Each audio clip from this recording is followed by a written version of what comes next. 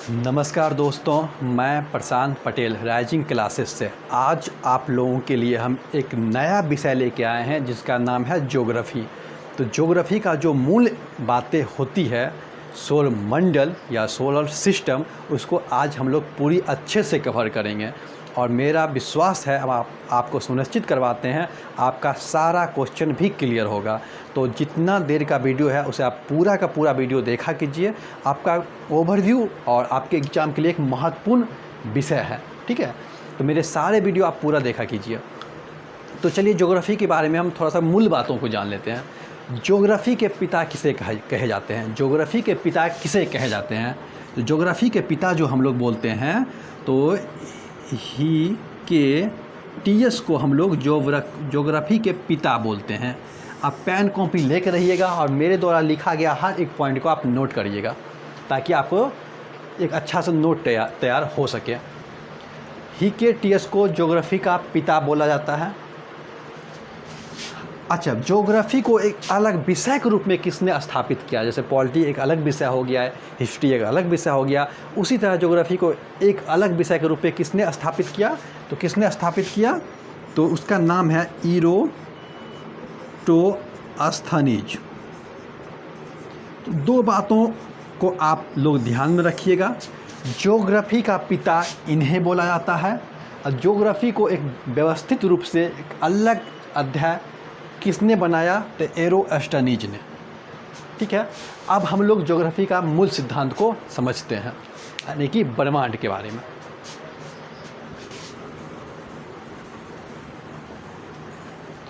देखिए, सबसे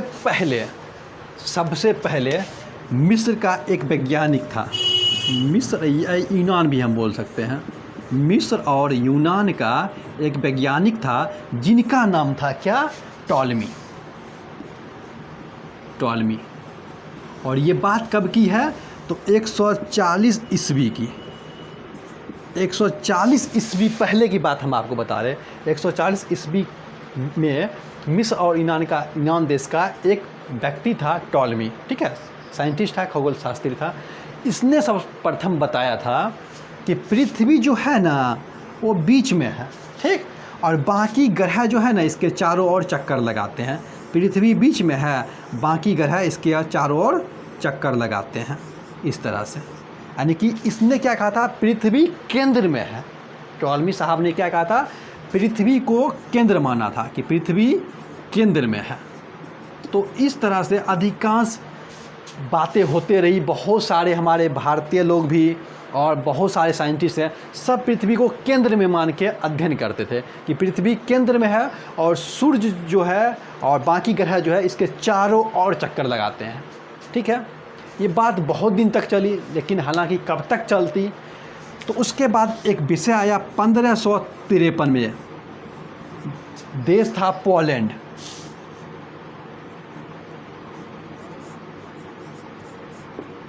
पोलैंड नाम देश का एक वैज्ञानिक था जिसका नाम था कोपरनिकस,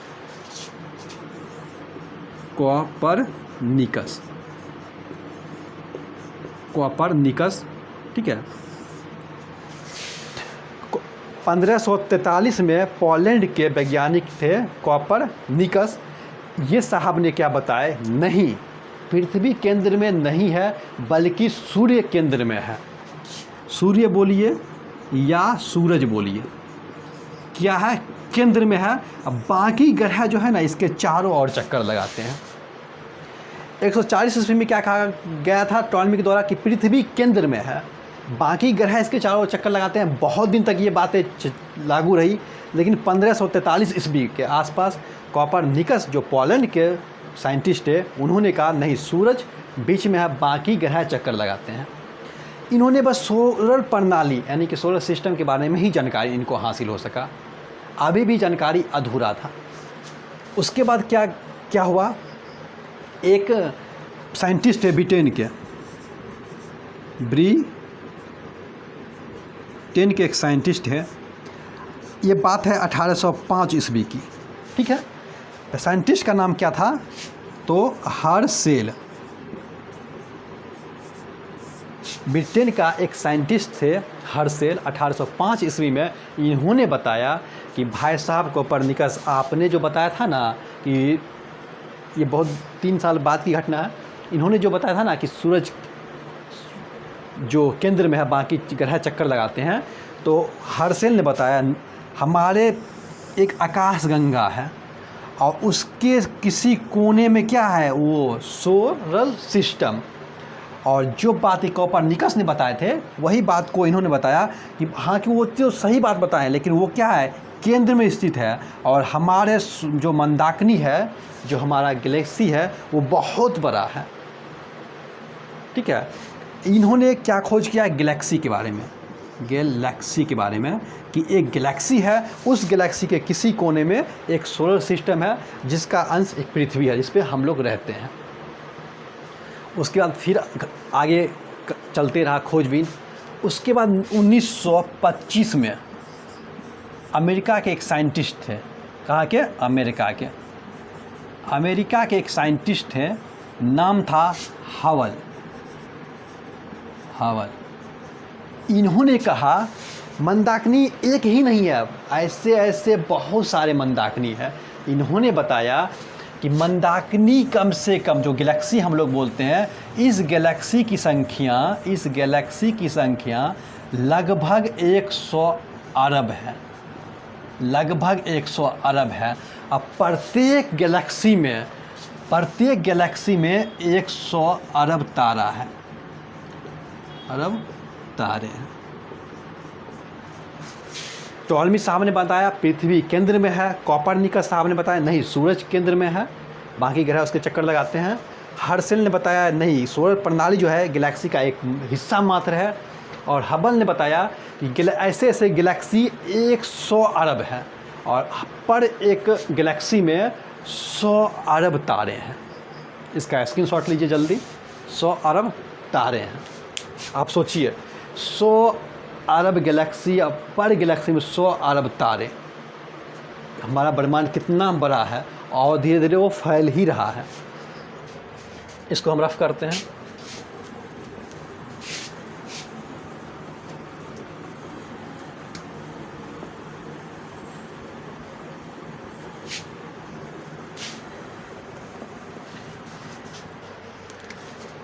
उसके बाद कहा जाता है कि हम थोड़ा अपने मंदाकिनी के बारे में जान लेते हैं। हम जिस गैलेक्सी में रहते हैं उसका नाम है मिल्की वे, यानी कि दूध मेघला। ठीक है, हमारे गैलेक्सी का नाम है, हमारे गैलेक्सी का नाम क्या है, मिल्की वे। ठीक है, मिल्की वे हमारे गैलेक्सी का नाम है। हमारे गैलेक्सी के जो इस गैलेक्सी का हम हिस्सा हैं, ठीक है, यहाँ पे इस गैलेक्सी का हिस्सा है, तो इस गैलेक्सी से थोड़ा सा दूर, यानी कि 2.2 मिलियन प्रकाश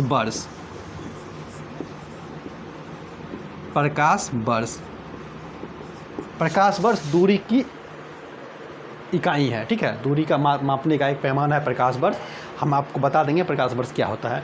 तो 2.2 मिलियन प्रकाश वर्ष जो है, एक मंदाकिनी है एंड्रोमेडा। ठीक है, मेडा, इसको हम लोग दिव्यानी बोलते हैं, देवयानी भी बोल सकते हैं ठेठी हिंदी भाषा में, देवयानी, यानी कि इसको हम लोग देवयानी भी बोल सकते हैं, देवयानी। या तो एंड्रोमेडा बोलिए इंग्लिश में, या तो देवयानी बोलिए। मेरे कहने का मतलब है मिल्की वे से जो हमारे पड़ोस के मंदाकिनी है, जिनका नाम देवयानी है या इंग्लिश में हम एंड्रोमेडा बोलते हैं, वो हमसे 2.2 मिलियन प्रकाश वर्ष दूर है। ठीक है, 3 जीरो अगर हम लोग देते हैं तो इसे 1000 कहते हैं। 3 जीरो इस पर और बैठा दिए, इसको हम लोग मिलियन कहते हैं। उस पर 3 जीरो और बैठा देंगे तो हम लोग इसको बिलियन कहते हैं, और 3 जीरो और बैठा दें तो हम लोग इसको ट्रिलियन कहते हैं। ठीक है, 3 जीरो का, तो इतना प्रकाश वर्ष दूर को क्या है, हमारा ये देवयानी, जो हमारा पड़ोस का गैलेक्सी है। तो ये आपकी एक जानकारी हो गई। अब हम अपना गैलेक्सी को खंगालते हैं, हमारे गैलेक्सी में क्या क्या है। हम अपनी गैलेक्सी को खंगालते हैं, हमारे गैलेक्सी में क्या क्या है। देखिए गैलेक्सी, हमारा जो गैलेक्सी है मिल्की वे, ये मान लीजिए इतना बड़ा है। तो मिल्की वे जो है यहाँ पे इसका भाग क्या है, सूर्य, ठीक है। तो कहा जाता है, और इसके चारों ओर ग्रह चक्कर लगाते हैं। तो कभी कभी क्वेश्चन पूछता है सबसे ज़्यादा चमकीला ग्रह कौन है, सबसे ज़्यादा चमकीला ग्रह कौन है। इस गैलेक्सी में कम से कम 100 अरब तारा होगा। अब इस गैलेक्सी के बारे में हम लोग जानकारी करते हैं। तो सबसे ज़्यादा चमकीला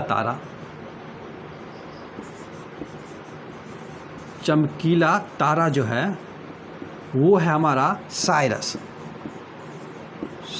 बोल सकते हैं, या इसे हम डॉग स्टार बोल सकते हैं। दोनों में से कोई बोलिए, कोई दिक्कत नहीं है। साइरस या डॉग स्टार, ये सबसे अधिक चमकीला तारा है, ठीक है। ये सूर्य से 20 गुना ज़्यादा चमकता है, 20 गुना ज़्यादा चमकदार है ये।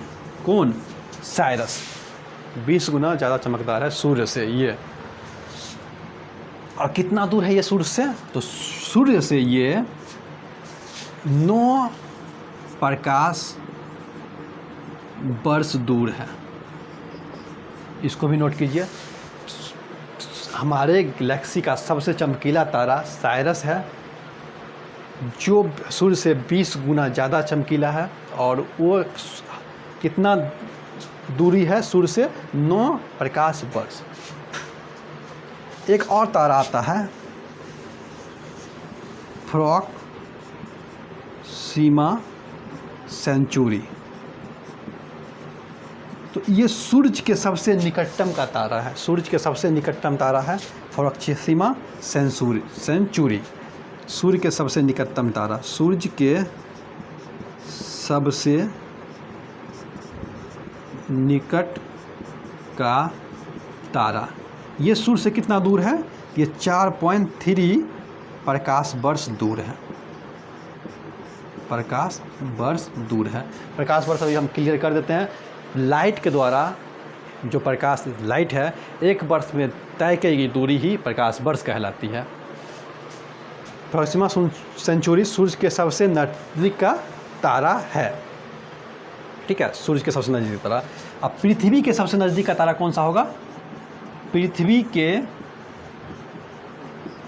सबसे नज़दीक तारा सूर्य है। देखिए 3 क्वेश्चन। सबसे ज़्यादा चमकीला तारा कौन है? साइरस। सूर्य के सबसे निकटतम तारा कौन है? Proxima Centauri. और पृथ्वी के सबसे निकटतम तारा कौन सा है? तो सूर्य। सूर्य भी एक तारा ही है। अब हम लोग सूर्य के बारे में जानकारी हासिल करते हैं।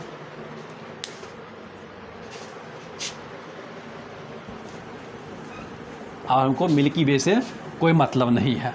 और एक बार और जान लीजिए थोड़ा सा, ये जो सूर्य जो है, जो यहाँ पे है, ये भी ब्रह्मांड में हर एक वस्तु गतिमान है। जो सूर्य है ये भी मंदाकिनी का चक्कर लगाता है। ये सूर्य जो है ये भी मंदाकिनी का चक्कर लगाता है और अपने अक्ष पे घूमता है। सूर्य अपने अक्ष पर 251 किलोमीटर पर सेकंड के गति से घूमता है। और मंदाकिनी का एक चक्कर पूरा करने में उसे 20 से 22 करोड़ वर्ष लग जाता है। 20 से 22 करोड़ वर्ष लगता है। सूरज 251 किलोमीटर पर सेकेंड और इतना स्पीड से चलता है, तो भी उसे 20 से 22 करोड़ वर्ष लग जाता है अपने मंदाकिनी का या अपने गैलेक्सी का चक्कर लगाने में सूर्य को।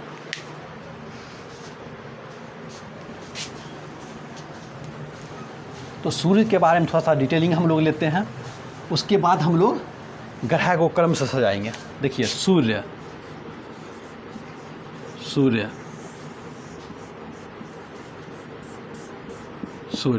हो गया। हमारे सौरमंडल का पिता कहा जाता है सूर्य को। हमारे सौरमंडल का पिता कौन सा हो गया? सूर्य हो गया। सूर्य जो है ये पृथ्वी से औसतन इतना करोड़ किलोमीटर है। जब ये इस दूरी पर रहेगा, जब सर्पिलाकार में घूमता है ना हमारा सौरमंडल का कोई भी ग्रह जो है वो सर्पिला घूमता है, यानी कि सर्पिला घूमता है, स्पाइरल में, स्पाइरल में घूमता है। स्पाइरल मतलब क्या होता है, इस टाइप से घूमता है, इसी को बोलते हैं स्पाइरल, इस आकार में घूमता है। तो कभी कभी सूर्य के पृथ्वी सबसे नज़दीक भी होता है, कभी कभी सूर्य के सबसे दूर भी होता है। तो इसी बात को हम लोग थोड़ा सा जान लेते हैं। जब पृथ्वी सूर्य से सबसे ज़्यादा दूर होता है उस समय इसकी इतना करोड़ किलोमीटर दूर रहता है, ठीक है। और जब पृथ्वी सूर्य के सबसे, मान लीजिए यहाँ पृथ्वी आ गया, पृथ्वी यहाँ पे आ गया, तो सूर्य के सबसे नज़दीक हो गया क्योंकि सर्पिलाकार में घूम रहा है इस तरह से। तो उस समय 1470 करोड़ किलोमीटर होता है, ठीक है। इसको हम लोग सन बोल सकते हैं। तो पृथ्वी सूर्य से जब सबसे ज़्यादा दूरी पे होगा तो उसे हम लोग अपसौर कहते हैं। अपसौर कहते हैं, मतलब अप मतलब ऊपर की ओर, मतलब ज़्यादा। अपसौर कहेंगे जब सबसे ज़्यादा दूरी पे हो पृथ्वी सूर्य से। जब सबसे कम दूरी पे हो, अच्छा अपसौर किस दिन होता है, तो अपसौर होता है 4 जुलाई। देखिए ऐसे याद कीजिएगा, 4 जुलाई का है, 4 अक्षर, जुलाई में JULY, जुलाई में 4 अक्षर, तो 4 अक्षर JULY, जुलाई में 4 अक्षर, तो 4 से 4 जुलाई, ठीक। तो बड़ा है जुलाई, तो 4 अक्षर। सबसे कम होता है 1470, इसमें इस दिन होता है, हम लोग बोलते हैं इसको उपसौर। जैसे आप लोग पढ़ते होंगे कि उप प्रधानमंत्री, यानी कि छोटा वाला, जब पृथ्वी सूर्य के सबसे नज़दीक होगा उसे हम लोग उपसौर बोलते हैं। और ये होता है 3 जनवरी को। जनवरी को हम लोग JAN से डिनोट कर सकते हैं। तो 3 और 3 अक्षर, तो 3 अक्षर, तो उप वाला आ जाएगा 3, और सबसे ज़्यादा वाला जो 4 सबसे आगे है ऊपर वाला 4 अप हो जाएगा। तो 4 अक्षर 4 जुलाई, इस तरह से याद कर सकते हैं। और ये जो औसत दूरी होता है सूर्य से पृथ्वी का, इसको हम लोग खगोल इकाई बोलते हैं, खगोलीय एकक, इसको हम लोग बोल सकते हैं, यानी कि औसत दूरी हो गया ये, ठीक है। इसमें कोई संचय नहीं है। और हम थोड़ा सा और सूर्य का डिटेलिंग खंगाल लेंगे। सूर्य के जो मध्य का ताप होता है, ये मध्य का ताप, सूर्य के मध्य का ताप वो होता है 15 मिलियन डिग्री सेल्सियस मध्य का। और इसके जो ये किनारे का होता है, जिसको हम लोग प्रकाश मंडल बोलते हैं, उसका तापमान 6000 डिग्री सेल्सियस होता है। ये केंद्र का हो गया, और ये बाहरी हो गया, जिसको हम लोग प्रकाश मंडल बोलते हैं, प्रकाश मंडल के जस्ट ऊपर वर्णमंडल होते हैं, ठीक है। और कहीं कहीं सूर्य के पास ना एक काला धब्बा है जो कभी कभी दिखाई देता है।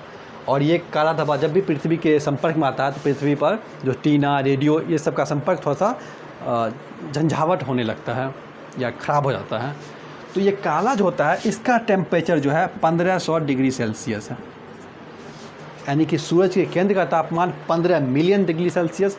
सूरज के बाहरी का तापमान जो है, बाहरी का तापमान वो है प्रकाश मंडल 6000 डिग्री सेल्सियस, ठीक है। और पृथ्वी के कहीं कहीं काला धब्बा, उसका 1500 डिग्री सेल्सियस तापमान है सूरज का।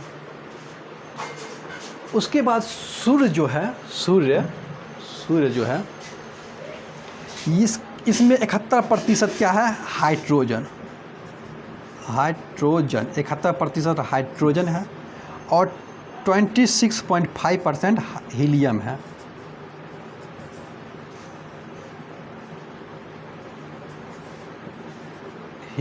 ठीक है। 71% हाइड्रोजन है, 26.5% क्या है, हीलियम। तो जब हीलियम है तो देखिए ये हाइड्रोजन होता है जो टूट के क्या करता है, 2 हीलियम का निर्माण करता है और प्लस में ऊर्जा मुक्त करता है। और इस क्रिया को हम लोग क्या बोलते हैं, नाभिकीय संलयन।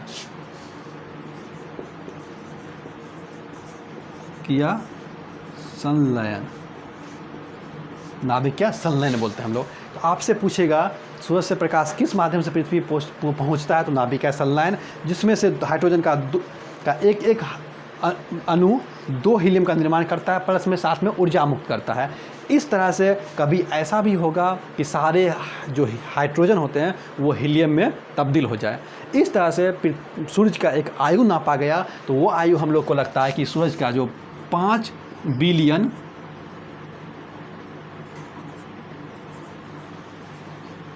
सूरज की आयु है।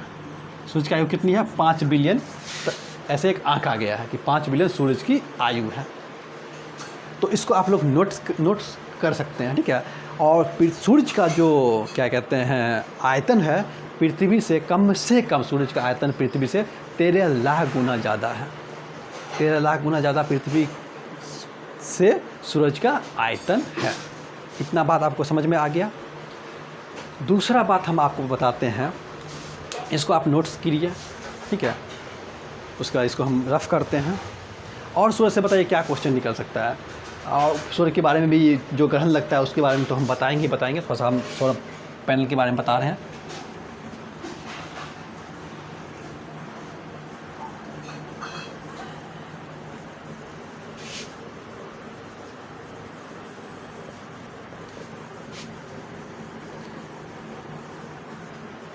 सूरज के प्रकाश को, सूरज के अंदर जो चुंबकीय शक्ति है उस सूरज के प्रकाश को खींचे रखता है, ठीक है। सूरज के प्रकाश को खींचे रखता है, खींचने की कोशिश करता है। इसके अंदर जो गुरुत्वाकर्षण है, सूरज का जो प्रकाश हमारे पृथ्वी पे पहुंचता है उसका 2 अरबवां भाग ही हम लोग के पास पहुंचता है। यानी कि 2 अरबवां भाग ही हम लोग के पृथ्वी पर पहुंचता है। पूछेगा क्वेश्चन, पृथ्वी पर सूरज का कितना प्रतिशत भाग पहुंचता है प्रकाश का? तो 2 अरबवां भाग पहुंचता है। बात क्लियर हो गया। कभी कभी ये चुंबकीय क्षेत्र से प्रकाश निकल जाता है, फिर सूरज से प्रकाश इसके एरिया से बाहर निकल जाता है। जब एरिया से बाहर निकलता है तो पृथ्वी के 2 पोल होते हैं, साउथ और नॉर्थ पोल। तो वो प्रकाश क्या होता है, अपने वेग के द्वारा यहाँ और यहाँ पे चमकेगा। जब यहाँ पे चमकता है, इसको 2 नाम से पुकारा जाता है। ये यूपीएससी लेवल का क्वेश्चन है। तो यहाँ पे अगर हमको चमकेगा तो इसको हम लोग बोलते हैं ऑरोरा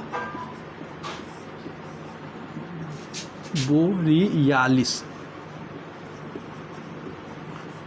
मतलब ऊपर वाला नॉर्थ वाला ऑरोरा बोरियालिस। अब देखिएगा कि पृथ्वी के नीचे में क्या है? ऑस्ट्रेलिया है। इसको हम लोग बोलते हैं aurora australis. Aurora australis.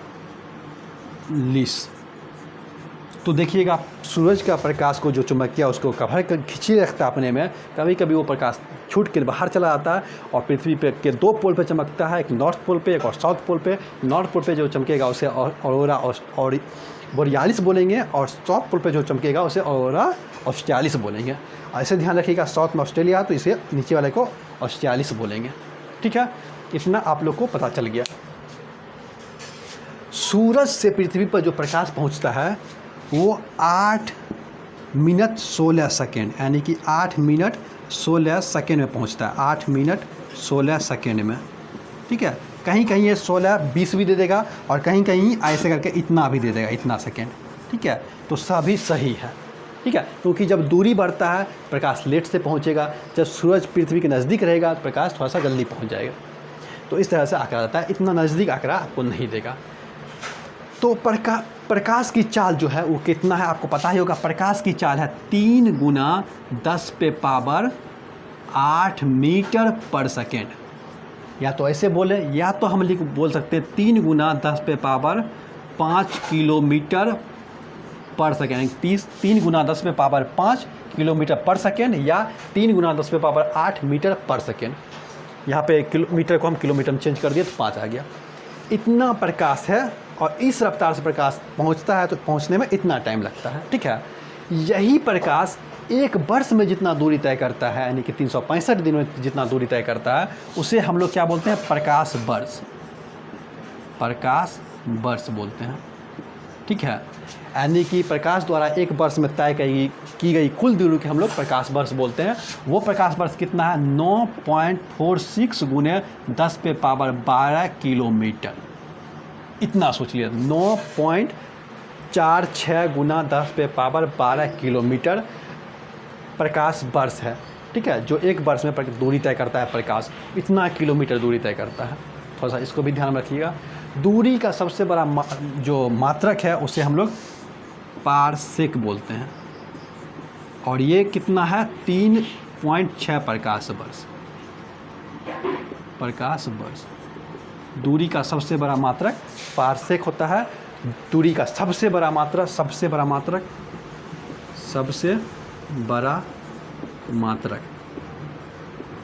Parsec, जिसका क्या है, 3.6 प्रकाश वर्ष।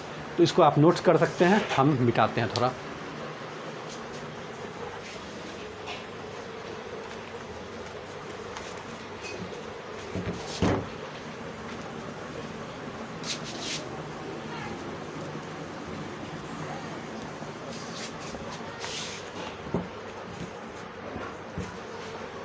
देखिए, हम लोग थोड़ा सा बनाते हैं सूरज को, सौरमंडल पढ़ा रहे हैं।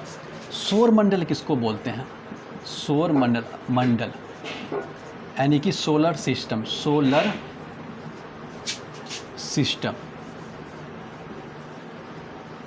सोलर सिस्टम किसे बोलते हैं? 8 ग्रह, 172 उपग्रह, धूमकेतु,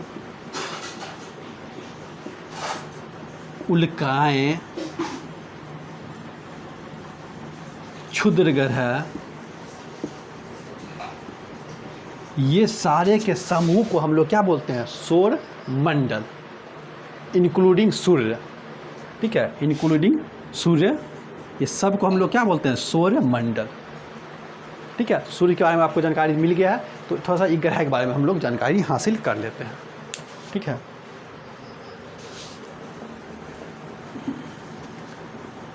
देखिए, सबसे पहले सूर्य को हम बनाते हैं,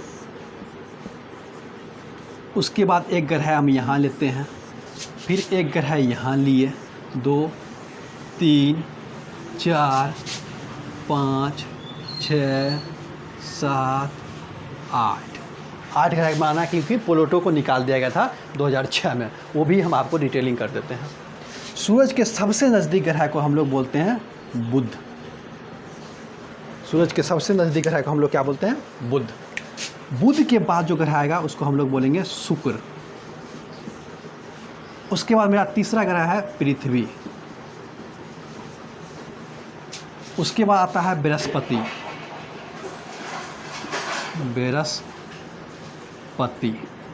उसके बाद आता है शनि हो गया। उसके बाद आता है हम लोगों का, सॉरी ये गलती हो गया, पृथ्वी के बाद बुध, शुक्र, पृथ्वी, उसके बाद आता है मंगल। उसके बाद आता है बृहस्पति। उसके बाद आएगा शनि। उसके बाद आता है अरुण। उसके बाद आता है वरुण। बुध, शुक्र, पृथ्वी, मंगल, बृहस्पति, शनि, अरुण, वरुण। इसका इंग्लिश भी जानना बहुत जरूरी होता है, क्योंकि इंग्लिश में ही 2 ऑप्शन हिंदी, 2 ऑप्शन इंग्लिश करके दे देता है। तो थोड़ा सा इसको इंग्लिश देख लेते हैं हम लोग। तो बुध को हम लोग मरकरी बोलते हैं, मर्क्यूरी। शुक्र को हम लोग वेनस बोलते हैं। पृथ्वी को हम लोग अर्थ बोलते हैं। मंगल को हम लोग मार्स बोलते हैं, मार्स मिशन नहीं बोलते, मार्स मिशन। बृहस्पति को हम लोग जुपिटर बोलते हैं। शनि को हम लोग सैटर्न बोलते हैं, और अरुण को हम लोग यूरेनस बोलते हैं,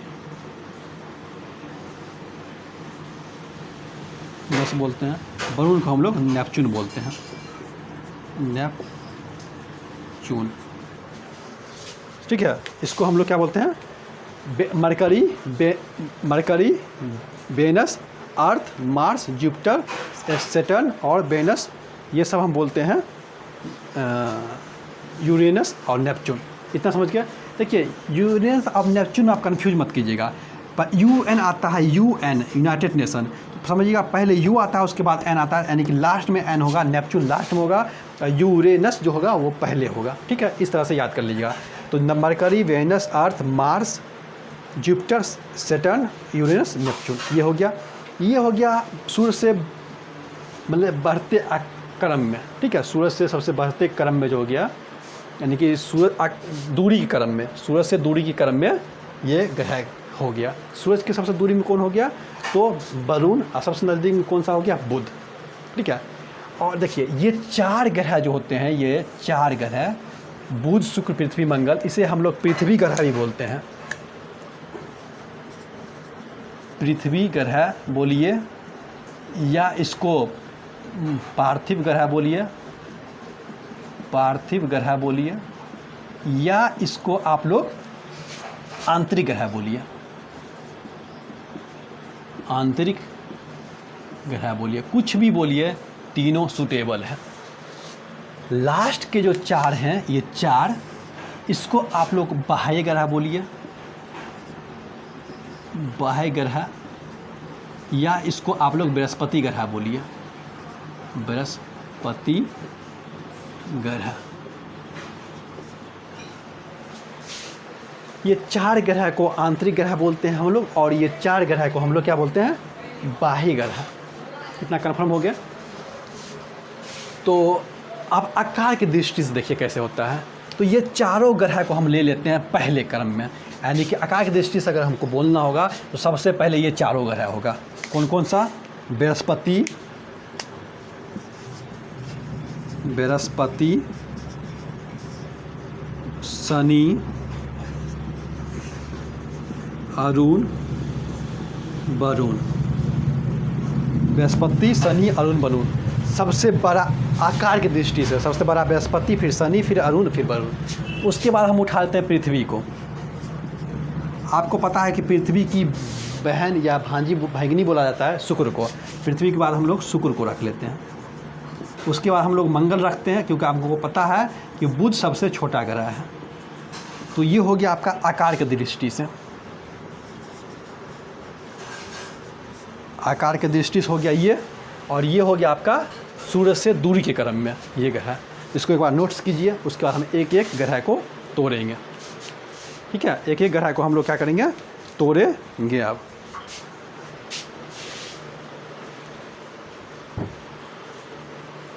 चलिए, अब हम लोग बुध को तोड़ते हैं।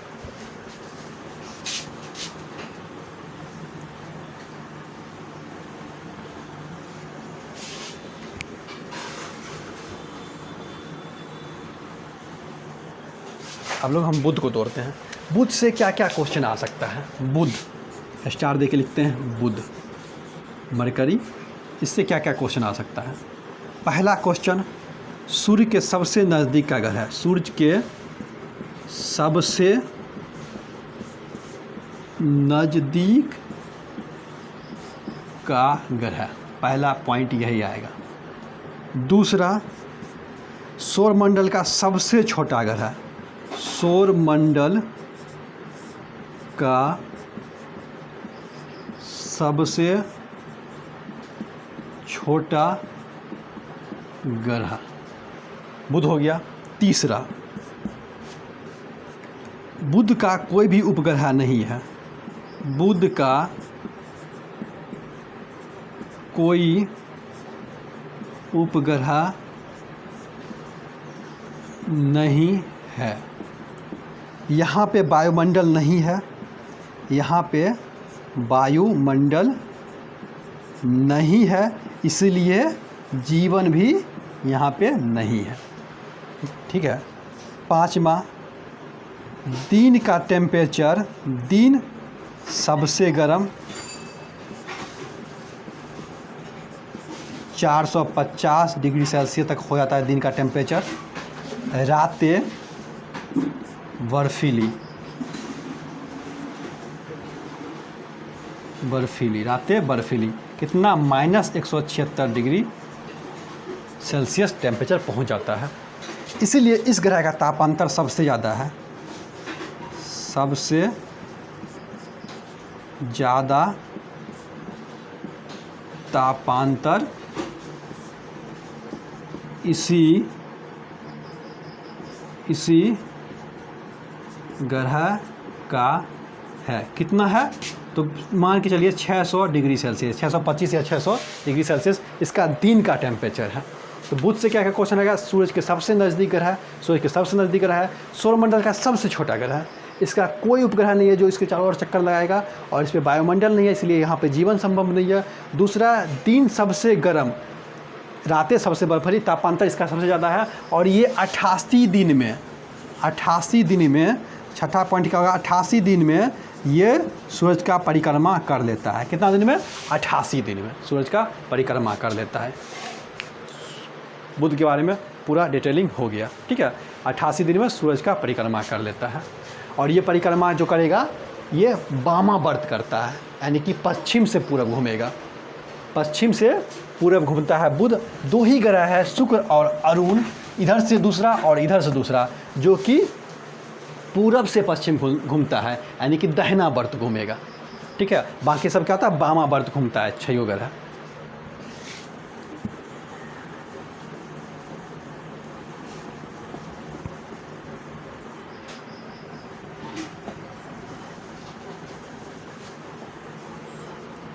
उसके बाद हम लोग लेते हैं शुक्र। शुक्र से क्या क्या पॉइंट बन सकता है?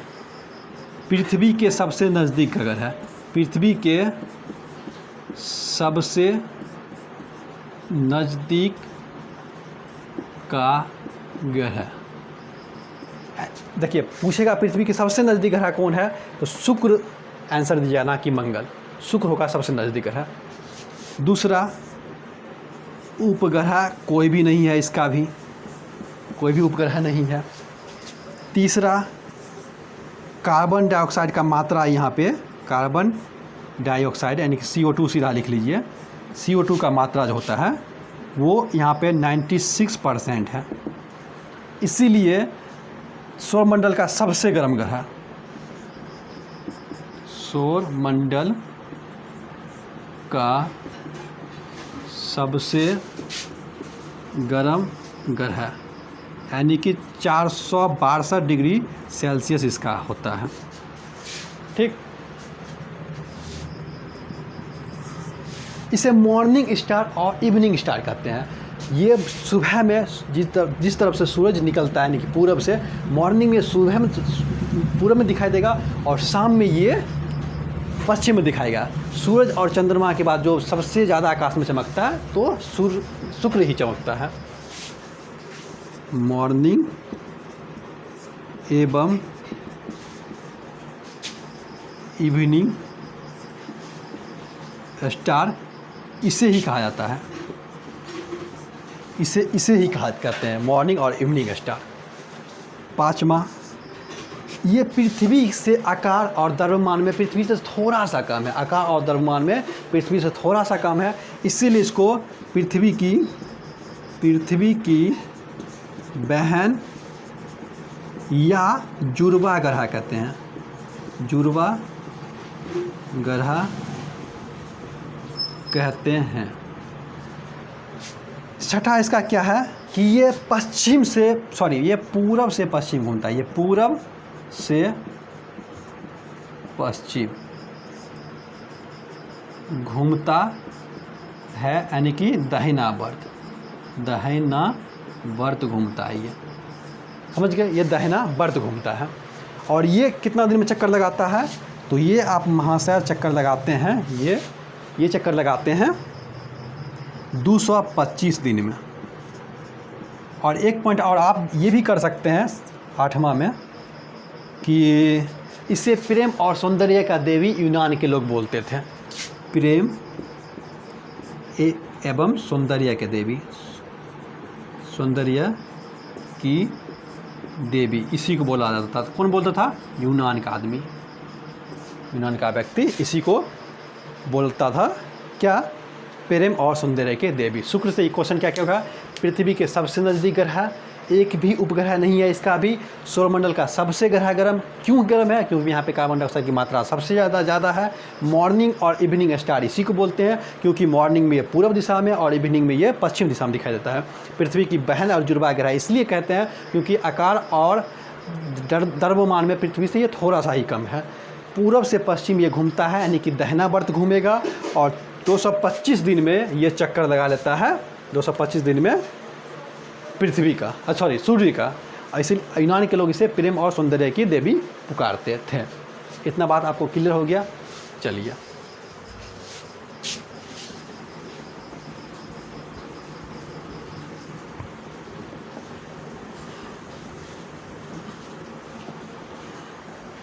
दूसरा हम लोग देखते हैं पृथ्वी के बारे में। ये 2 ग्रह का उपग्रह नहीं है। इसका 88 दिन लिख देते हैं, इसका 225 दिन लिखते हैं।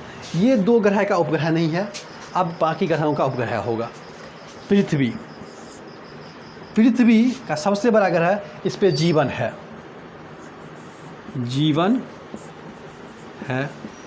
दूसरा हम क्या बोल सकते हैं? इसे नीला ग्रह कहते हैं। इसे नीला ग्रह कहते हैं। इसका एक उपग्रह है, जिसका नाम क्या है? चंद्रमा। इसका एक उपग्रह है जिसका नाम क्या है? चंद्रमा। चौथा हम क्या कर सकते हैं? ये 365 दिन में सूर्य का चक्कर लगा लेता है। सूर्य परिक्रमा करता है 365 दिन में। पांचवा हम लोग इसका क्या बोल सकते हैं? और क्या कहते हैं? ये अपने अक्ष पर 23.5 डिग्री झुका है। अपने अक्ष पर 23.5 डिग्री झुका है। छठा, इसका कक्षीय झुकाव जो है, जब ये घूमता है, इसका कक्षीय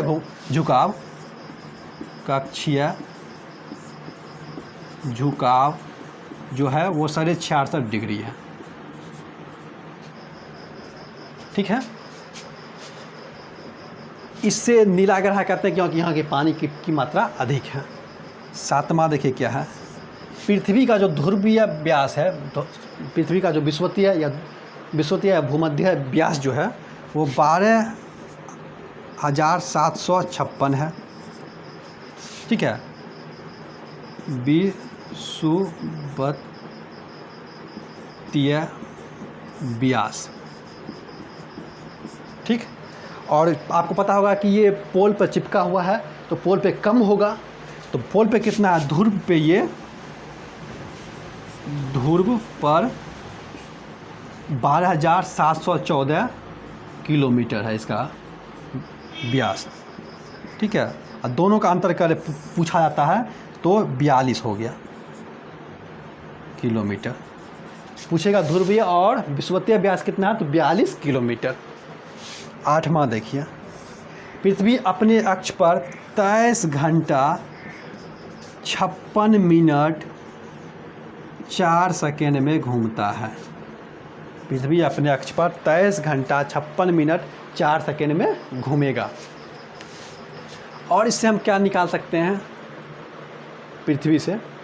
तो पता ही है लाइट इतना देर में पहुंचता है पृथ्वी से। पृथ्वी के बारे में तो हमको जानना है, क्योंकि पृथ्वी पर रहते हैं, तो इसके बाद सारा चैप्टर ही पृथ्वी पर ही आएगा।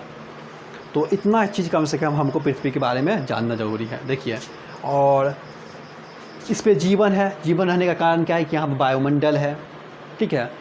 इससे नीला ग्रह कहते हैं क्योंकि यहाँ पे जीवन है और यहाँ पे पानी का रिक्ता है, इसलिए इसे नीला ग्रह कहते हैं। इसका एक उपग्रह है, एक ही उपग्रह है जिसका नाम है चंद्रमा। चंद्रमा के बारे में हम डिटेलिंग करेंगे।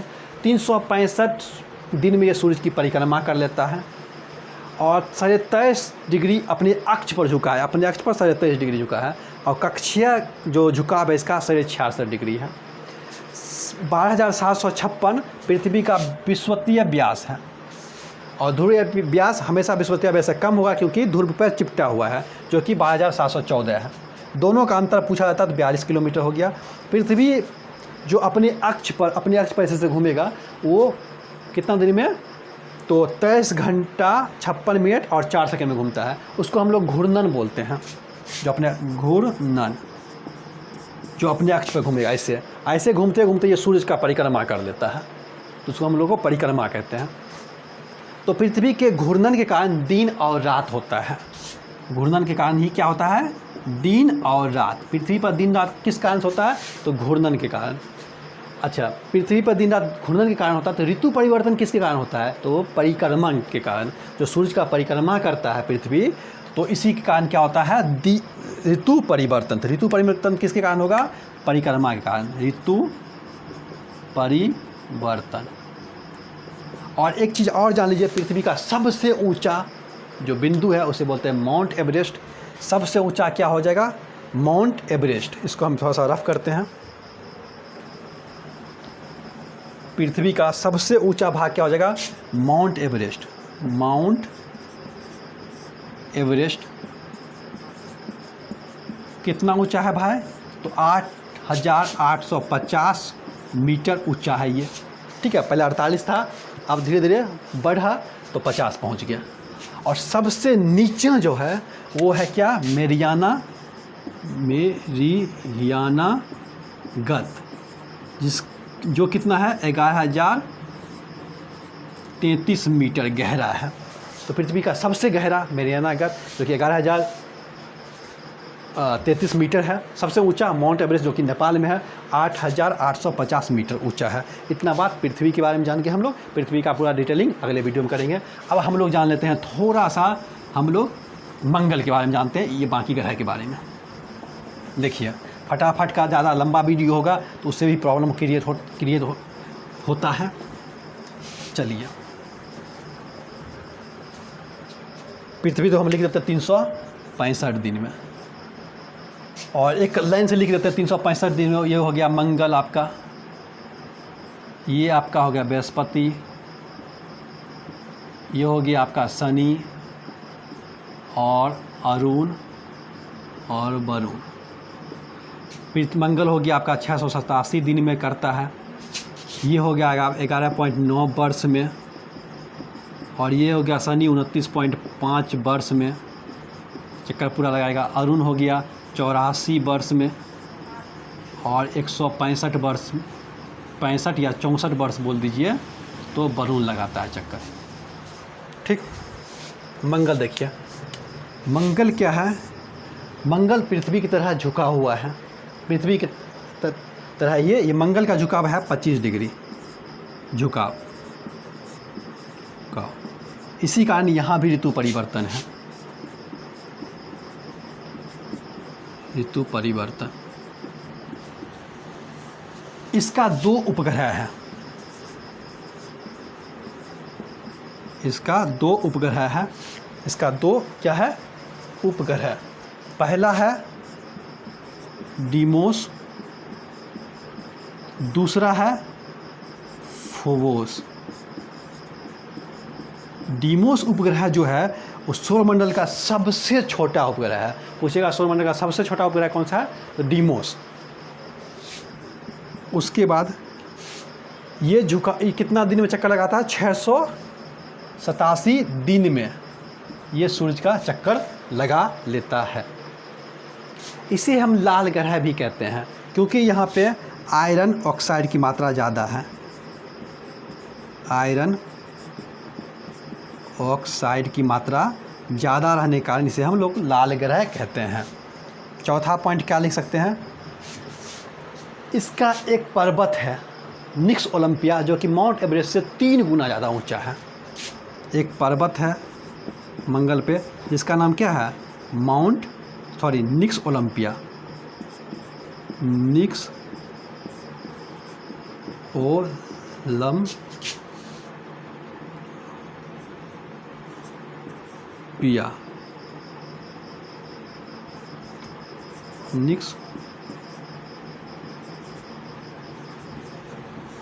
निक्स ओलंपिया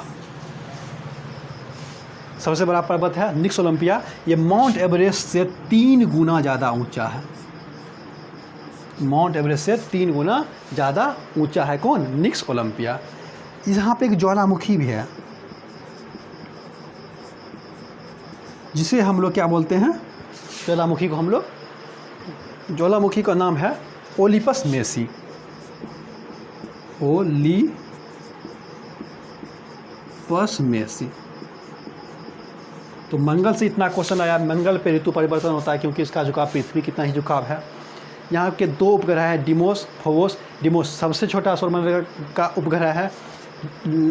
आयरन ऑक्साइड का ये लाल ग्रह है। और पर्वत जो है यहाँ पे निक्स ओलंपिया, ये माउंट एवरेस्ट से 3 गुना ज़्यादा ऊंचा है। और ज्वालामुखी जो है, यहाँ पे एक ज्वालामुखी है जिसका नाम है ओलिपस मेसी। इतना बात आपको क्लियर हो गया। और ये 637 दिन में सूरज का परिक्रमा लगाता है। इतना चीज़ आपका क्लियर हो गया। यही सब ना एग्जाम में पूछेगा, और क्या पूछेगा।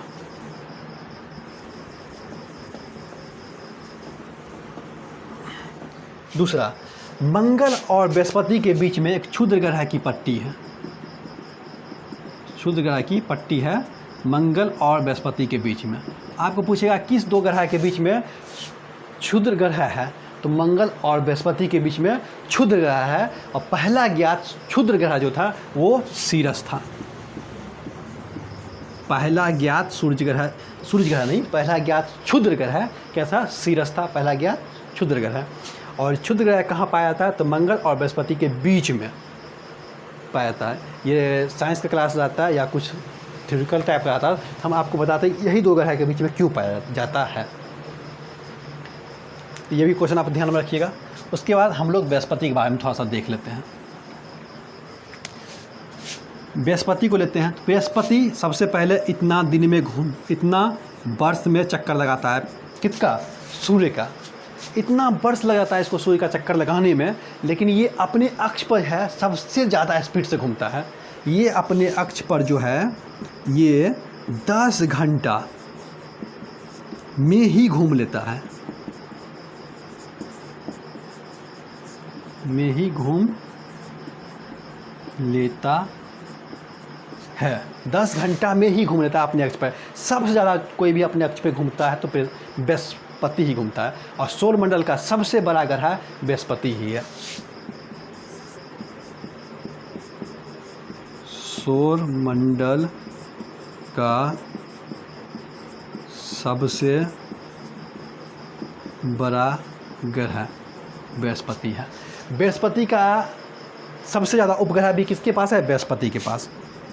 इसके पास उपग्रह जो है सौरमंडल में सबसे ज़्यादा किस ग्रह के पास उपग्रह है, तो उपग्रह किसे कहते हैं, जो ग्रह के चारों ओर चक्कर लगाते हैं। इसके पास उपग्रह है 67। उसमें से एक उपग्रह है गैनीमीड, जो सौरमंडल का सबसे बड़ा उपग्रह है। सबसे छोटा उपग्रह सौरमंडल का डिमोस, सबसे बड़ा उपग्रह गैनीमीड जो कि बृहस्पति का उपग्रह है। और बृहस्पति का ही सबसे ज़्यादा सौरमंडल में उपग्रह है।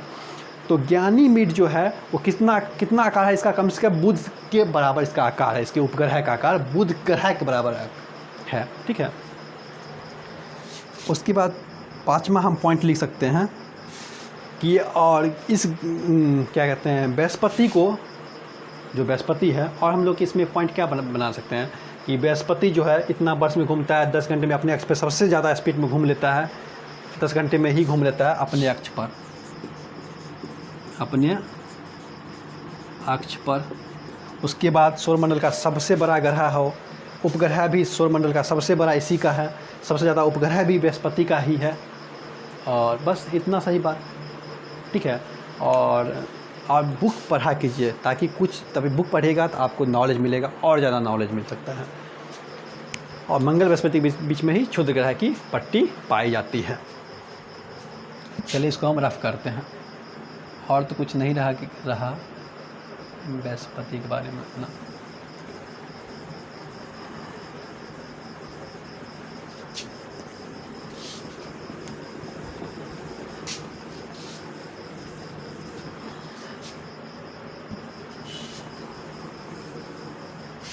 चलिए हम लोग अब शनि के बारे में देख लेते हैं। शनि क्या कहता है।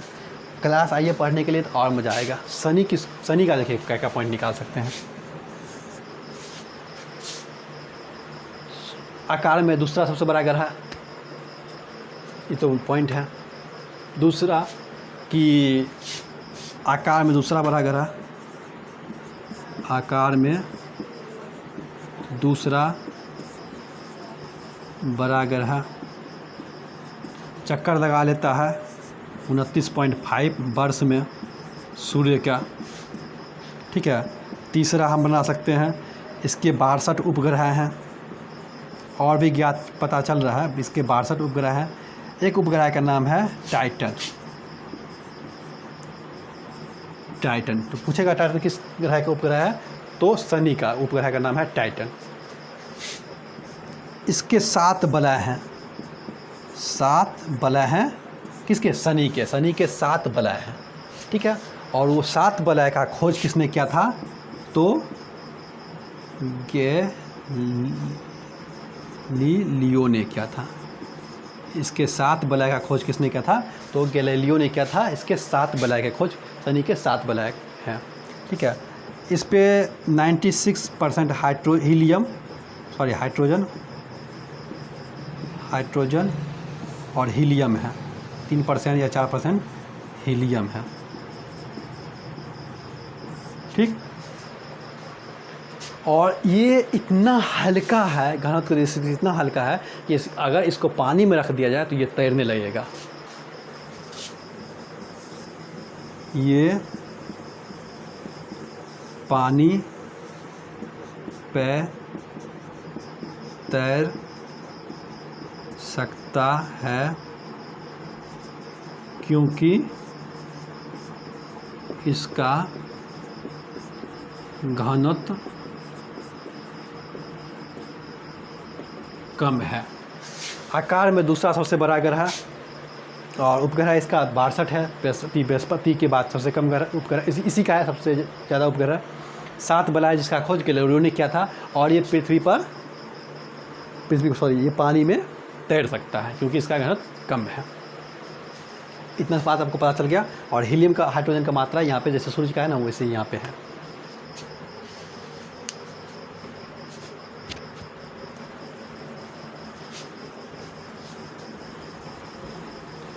अब हम लोग फटाफट के अरुण वरुण को देख लेते हैं, उसके बाद वीडियो को समाप्त करेंगे। हम लोग अरुण को देख लेते हैं। देखिए, अरुण से क्या निकल सकता है, तो पहला पॉइंट निकलेगा, इसे लेटा हुआ ग्रह कहते हैं। ये इतना झुका हुआ है, इतना झुका हुआ अपने अक्ष पे, इसे हम लेटा हुआ ग्रह कहते हैं। लेटा हुआ ग्रह कहते हैं। और ये क्या आता है दूसरा, यही एक शुक्र और ये अरुण, ये कहता है पूरब से पश्चिम घूमता है, यानी कि दहिना बर्थ।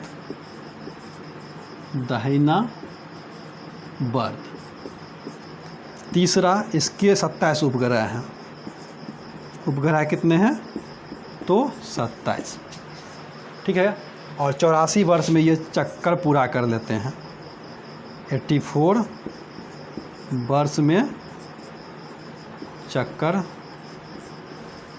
पूरा करता है। किसका, तो सूर्य का। पाँचवा देखिए, पाँचवा क्या हो गया, तो यहाँ पे सूरज उदय जो होगा वो कहाँ होगा, तो पश्चिम में।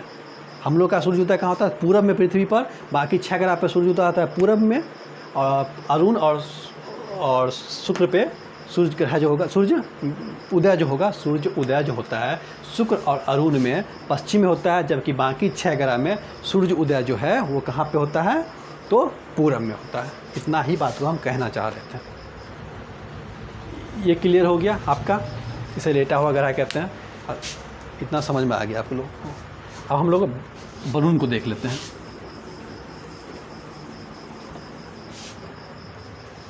वरुण,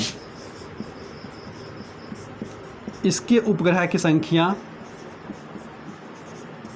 13 है।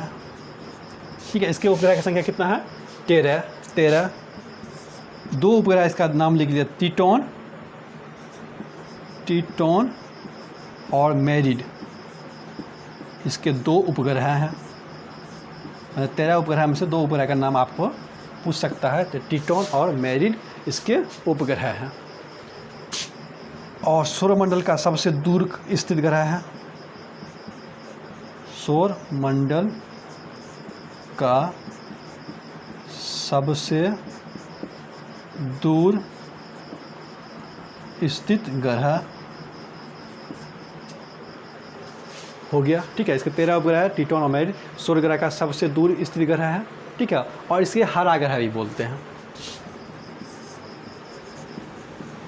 हरा ग्रह भी बोलते हैं। किसको? वरुण को। और सबसे ठंडा भी यही होगा। बृहस्पति जो है गैस और द्रव से मिलके बना है। तो इसको स्क्रीनशॉट लेते रहिए, थोड़ा सा प्लूटो के बारे में जान लीजिए, उसके बाद ख़त्म करते हैं हम लोग। देखिए प्लूटो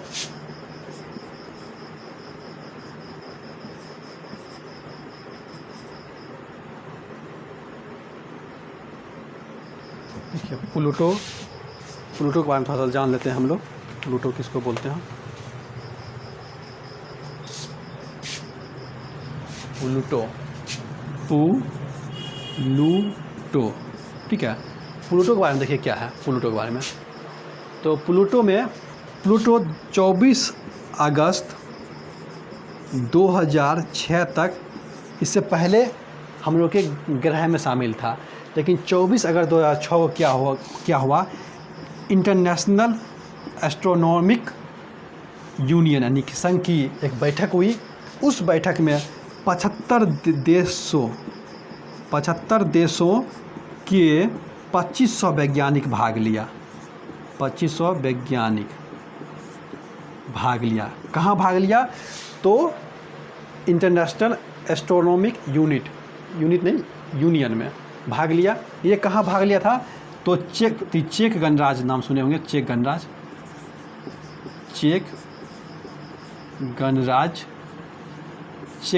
है। ठीक है, चेक गणराज्य की एक जगह है प्राग। चेक गणराज्य का एक जगह है प्राग में एक बैठक हुआ था। 75 देशों के 2500 वैज्ञानिक बैठे। उन्होंने देखा कि प्लूटो जो है वो वरुण यानी कि नेपच्यून के कक्षा को क्रॉस करता है, इसीलिए इसको ग्रह की श्रेणी से हटा दिया गया और इसको बोना ग्रह की श्रेणी में रखा गया। क्यों? क्योंकि ये वरुण के कक्षा को ये ओवरलैप करता था। वरुण की कक्षा को ओवरलैप करता था कौन? प्लूटो। इसीलिए इसको 24 अगस्त 2006 को इसको हटा दिया गया। तो नमस्कार दोस्तों, आपको अच्छा लगा होगा तो कमेंट ज़रूर कीजिए। और इसके बाद हम लोग और नया चैप्टर लेके आएंगे। चंद्रमा के बारे में बताएंगे, पृथ्वी के बारे में बताएंगे। उधर ज्योग्राफी का श्रृंखला इधर चल रहा है, उधर पॉलिटी का श्रृंखला चलेगा और हिस्ट्री का श्रृंखला चलेगा। तो जय हिंद दोस्तों।